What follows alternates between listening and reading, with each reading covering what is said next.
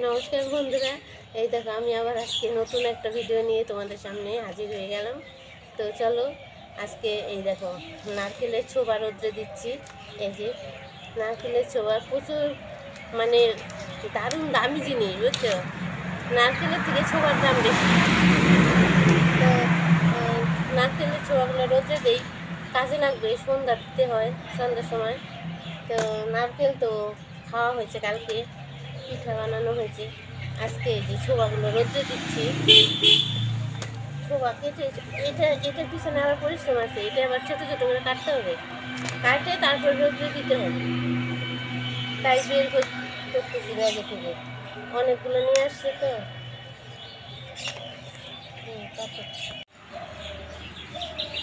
প্রথমেই ভিডিও শুরুতে আমার খুব হাসি পেল। এই দেখো নারকেল তার ছোবাগুলোকে হারিয়ে ফেলছে। তাই জীবন থেকে কোনো কিছু হারিয়ে গেলে তখন আফসোস করতে নেই। বিধাতা কাউকে ঠকায় না। হয়তো সামনে ভালো কিছু অপেক্ষা করে আছে। ভগবান মানুষের জন্য যা করে সবই মঙ্গল। আমি মানুষটা কখনোই কারো কাছে প্রিয়জন হতে পারিনি, কারণ যেখানেই শান্তির জন্য গেছি সেখান থেকেই কিছু মানসিক অশান্তি নিয়ে বাড়িতে ফিরতে হয়েছে আমাকে। তাই বাড়িতে ফিরে এসে তখন দেখি মন খারাপ, কাজে মন বসে না। সেই জন্য এখন মানুষের সঙ্গে মেলামেশা করা বন্ধ করে দিয়েছি। এখন কোনো আত্মীয় স্বজন আর আমার পাশে নেই, দরকারও নেই আমার।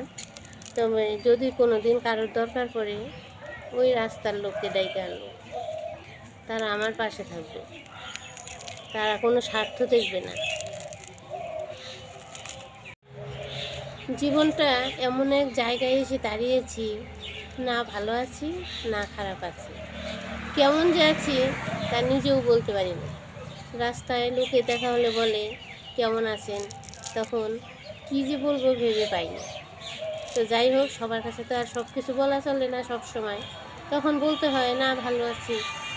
এটা উপরে দেখানো ভালো, ভিতরে তো আসলে এটাই মানুষে বলে রাস্তায় দেখা হলে যে কেমন আছেন। তো আমরা হাজার কষ্ট থাকলেও বলি ভালো আছি, এটা ভদ্রতা করে বলতে হয়।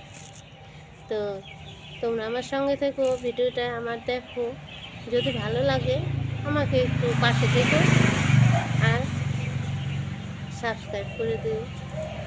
আবার পরে নতুন কোনো ভিডিও নিয়ে তোমাদের সঙ্গে আসবো।